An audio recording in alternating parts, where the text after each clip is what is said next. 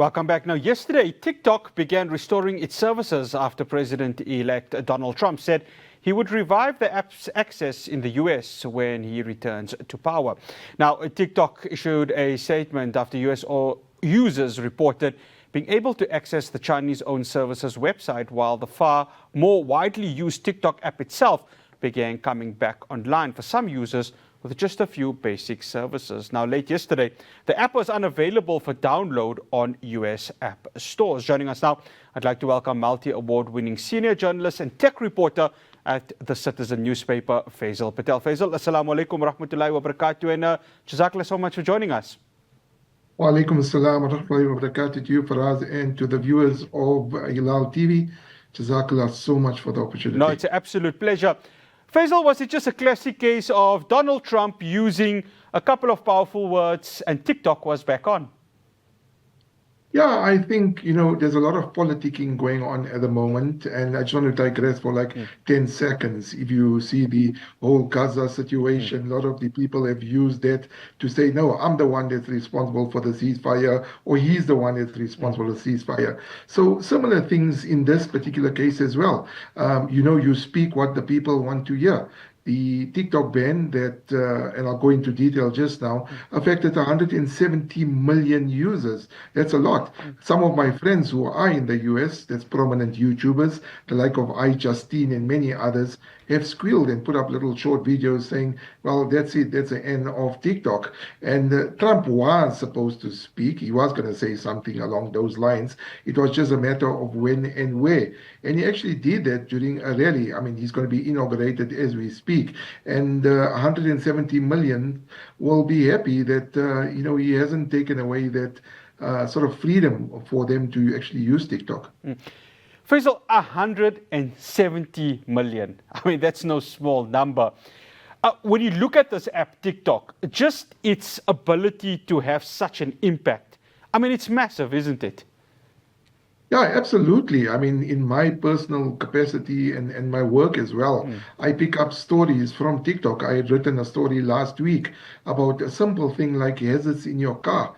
In South Africa is the only unique country that uses hazards to say thank you, I'm sorry, or whatever it is, driving in mist, that kind of stuff. So you pick up stories, you pick up amazing things.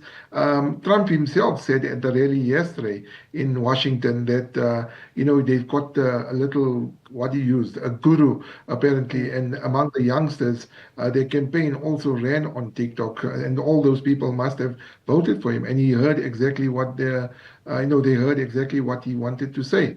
So the fact is 170 million, that's a lot, but it's more trickier than that. I mean, obviously it's up and running. He said that, he wants 50% ownership to the US and 50% ownership to a private person, and he doesn't want to pay anything for it, and I think that's going to be very unlikely.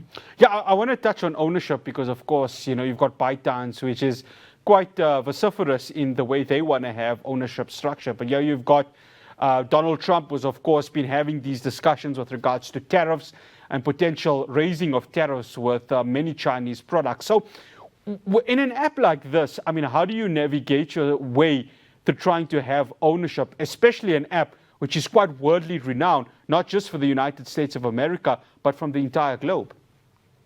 Yeah, look, in my opinion, I think it's going to be more than likely that ByteDance is not going to sell TikTok to an American person, whether it's Elon Musk, who's been in the forefront of Trump's campaign. I think, in my personal opinion, I think Trump is sort of touting for Elon Musk to actually buy, or is making it in a way so that Elon Musk can buy TikTok. But I don't think ByteDance will actually do that.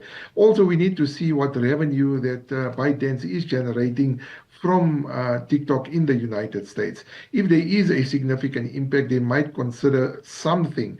But again, you need to understand that TikTok's got an algorithm that is very, very demanded. Companies like Instagram Reels and many others as well, those that are doing short form videos, We've seen YouTube Shorts as well, and they seem moderately successful. But TikTok's got this algorithm that seems to attract millions and millions of followers. If you take a simple TikToker like Kabi Lam, I mean, he's a Muslim, first of all. He actually went for Umrah, I think, if I'm not mistaken now recently. He's got, I mean, hundreds of millions of followers, and they actually generate income from that. So to give you an example and to put it into context for the viewers, if you take something like Coca-Cola, and I'm not saying it, I'm just using it merely as an example, they've got the secret ingredient that's locked up in a safe somewhere in the United States. And the similar thing with TikTok or with any other company that designs a product. You might have a pizza outlet in Lens and you got a secret masala or something that goes in there. Why would you want to share that?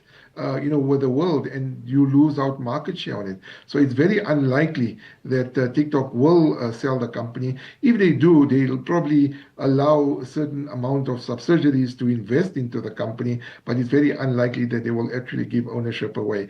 Obviously, it's because they developed a product that is well in demand, and 170 million Americans speak to that effect. You talk about a product that's in demand, and what's in demand now is instant gratification, short form videos. It's the way the world is going right now. TikTok, allows for that to happen. It's an app that is, if I stand to be corrected, 6 or 7 years old. Maybe you'd be correcting me there, Faisal. But how much of an impact has this app had in just having the instant gratification that not just the younger generation of the world wants, but even the older generation are looking at this and saying, well, this is the sort of content that we are signing up for? Absolutely. I don't think any of your viewers will not be sitting in bed before they're going to sleep by actually scrolling on their phone or on their tablets, not watching TikTok or even Instagram Reels. Actually, I must admit, I'm actually a fan of Instagram Reels. But I've also had the opportunity to engage with TikTok South Africa. And I can tell you that it's a lucrative opportunity for a lot of people. Number one, obviously, like I said, the desire to watch videos, something interesting, something that you've never seen before. But a lot of people are actually using it for business-related opportunities. You get influencers, somebody gives me a phone or somebody gives me a perfume or bag, and they want social media exposure. And they're doing it on Facebook, they're doing it on Instagram, and they're doing it on TikTok. And the thing is, I mean, obviously we don't have those figures. How much I mean, I give you an example. If I buy something and I love my gadgets, if you look at my office where I'm sitting now, it's filled with Lego and stuff. And I'm not getting paid for it. I put it because merely want to share it with viewers or listeners or anybody wants to see it. They say, listen, you can get a gadget or you can get a Lego.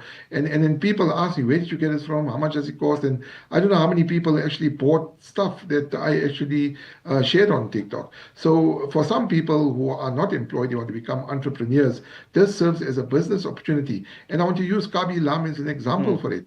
I mean, I don't know exactly at the moment how many followers he's got, but he's got millions.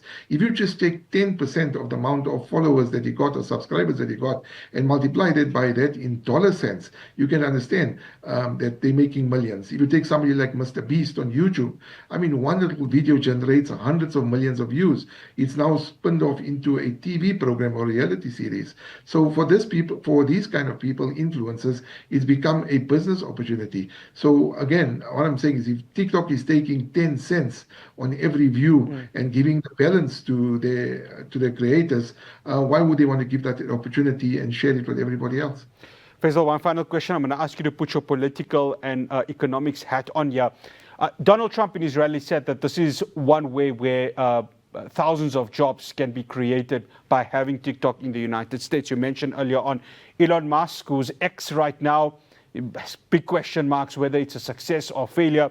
You, the viewer, can decide with regards to that. But would it not make sense for the United States really to sit with ByteDance and have a discussion would be on the same level to try and have this app really being the one that not only plays a part in US social media, but also the dominant one? I say this because you've mentioned earlier on, you know of YouTubers in the United States of America that rely on this, and the United States is full of social media influencers. So would it not make sense for the United States under the Trump administration, which screams of capitalism, to go ahead and just have TikTok playing not just an economic role, but also a wider role within this country?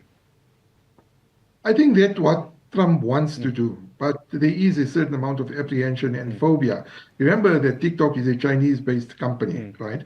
And one of the things that Trump has made it very, very clear is that he doesn't want to do business with the Chinese. He even said it at his rally yesterday. One of the companies that's been banned from the United States is Huawei, and they can't get any chips to make their phones. They actually resorted to making their own operating system. So while Trump is singing the praises of, yes, I'm going to sign an executive order, which is going to be one of the apparent executive orders he's going to be signing to ensure that TikTok is unbanned and there's some sort of legislation around it, there is this fear among Republicans and Democrats that, hey, listen, you know what? Even if Trump is signing this executive order and TikTok is unbanned, we cannot make it full time or we have to ensure that there is certain protocols in place, because the whole issue started with the Supreme Court when they issued an order, well, giving TikTok a certain amount of time to either sell to another company, to sell to somebody else, or face an all ban together. They've got this whole thing that TikTok is being used as a medium